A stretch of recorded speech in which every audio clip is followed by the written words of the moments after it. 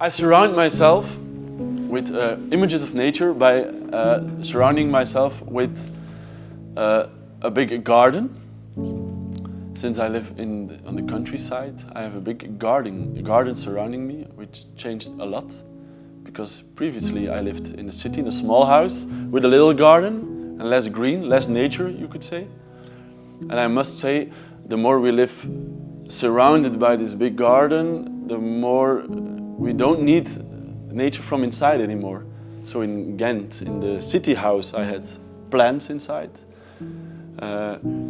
Even an image of some cows and an image of the chickens I have. But I feel that these images are less needed since I have real nature surrounding me. And if there are some things left, it's more represented by, it's related to moments in my life that I think were worthy a lot.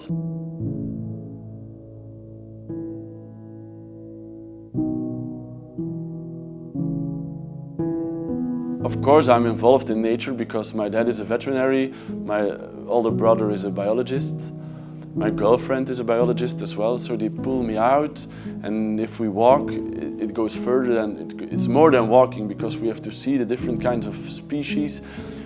I hear a lot of comments on them. I started to get interested myself as well. So my eyes opened more by walking with my brother and Amber in the forest.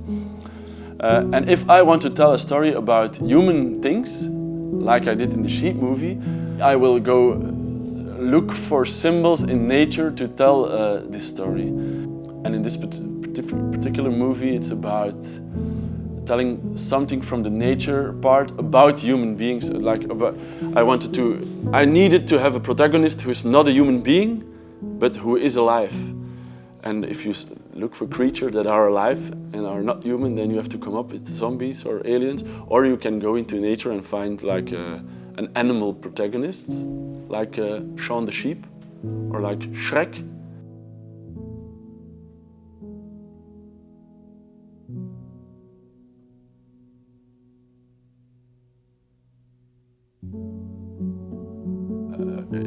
For this movie, I really wanted to make choices that people normally won't make if it comes to nature documentaries, because I wanted to tell the story from the sheep's perspective, and I've been watching a lot of nature documentaries, of course, and you can imagine what people like to see in nature. These are the beautiful animals and their beautiful journeys when they get children, when they get little cubs, and because they all look very cuddly. Nature is something really beautiful, and people like to surround themselves with beautiful nature. But I think when nature becomes something contrary to human morality, then it becomes more difficult to watch it.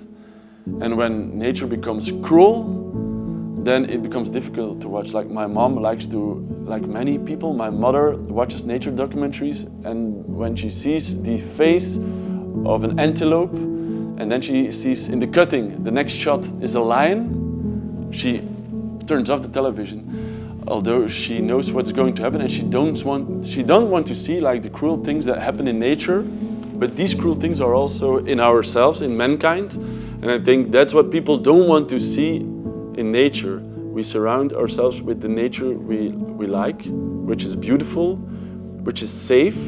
But in nature, things are happening. Things can happen that we don't like, and I think if nature turns into something threatening, dangerous, then humans are not. They don't know how to react on that.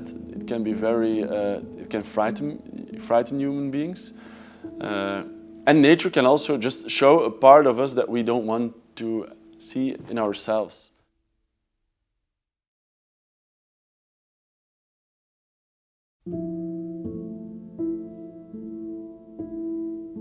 I think film is a good way to show nature because it has a big outreach.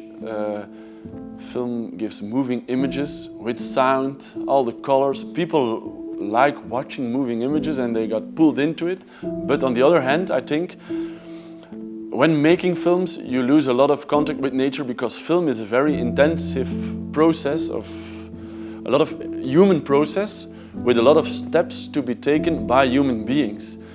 And I think every step you take is a decision you made with your brain, and the more you get out of the natural way of things, like you choose a location, you choose when to film, on what location. Then there is the camera angle. How are we going to film this sheep or that bird? And then there is the really difficult process of editing, where you make the natural follow-up of things totally mixed up.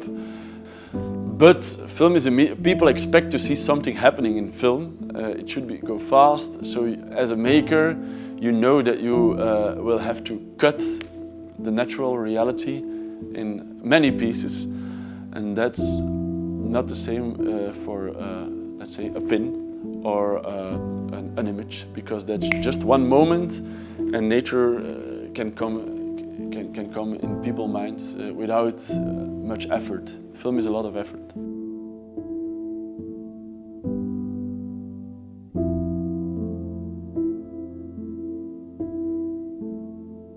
T-shirts have prints with animals, and these pins, they also have the shape of different kinds of animals. I think what's beautiful about it is like a beautiful nature that surrounds you on your clothing.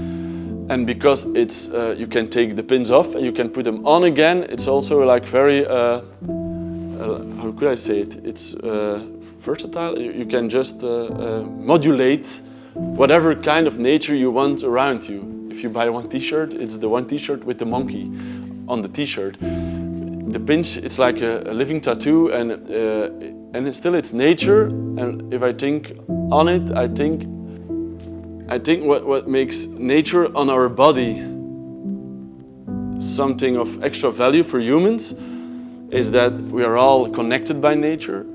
And there is a big thing, I think, it's apolitical. It's you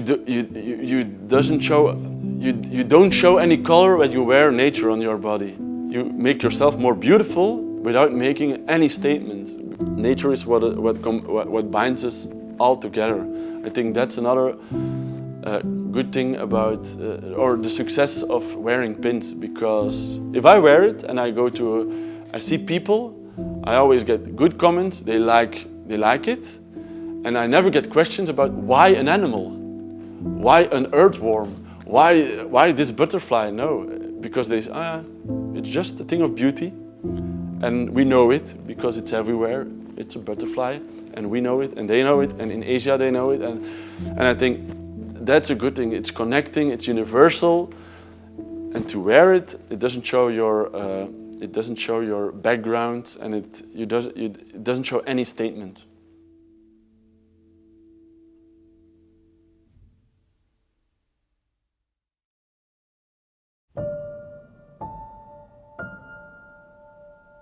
So birds are that part of nature that comes towards us and is beautiful.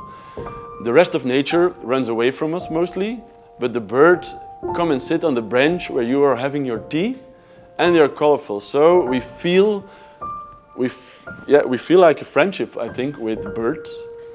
And still they are beautiful animals because they have all those different colors. And even though some people are afraid of birds because they are unexpected and they have their beaks and they can pick your eyes out, I still think that the most beautiful form of nature that approaches us the most would be a bird. In the garden, in the forest, you can see a woodpecker and you see the red of his neck, and then it's very impressive. It's colorful, like wolves and bears and rhinos, and elephants. They are also very impressive, but they lack the color. They are far away, and if they come too close, we get scared.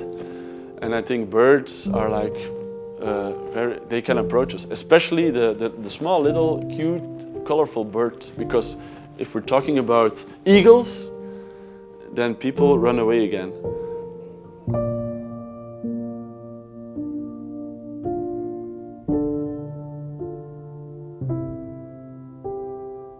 The value of showing nature to people is in time, I think, because people lost the time to be in nature. Not everywhere as much, but like in the west of Europe, I feel that there is less time for nature. Nature is something people plan to walk through, 40 minutes walk, and then that's it. I think by showing people nature, you could convince them to go into nature for a longer time, take more time. And as a filmmaker, that's the main reason why I use nature, is because you can take your time to tell a story, and by telling a story differently, a more natural way you could say, people can maybe change their mindset and change the rhythm of their lives. And I think that could help a lot against a lot of nowadays problems like stress, like burnouts, but also it's all about live fast, die young, about having a lot of success, earning a lot of money, which burns us out. I think nature can be a contra movement against this, and I think by showing nature in the right way, we can convince young people of the value of nature, which for me is taking time and changing the rhythm of things. That's for me personally the most important thing of nature. Take your time, wait for a moment, and see the unexpected happen.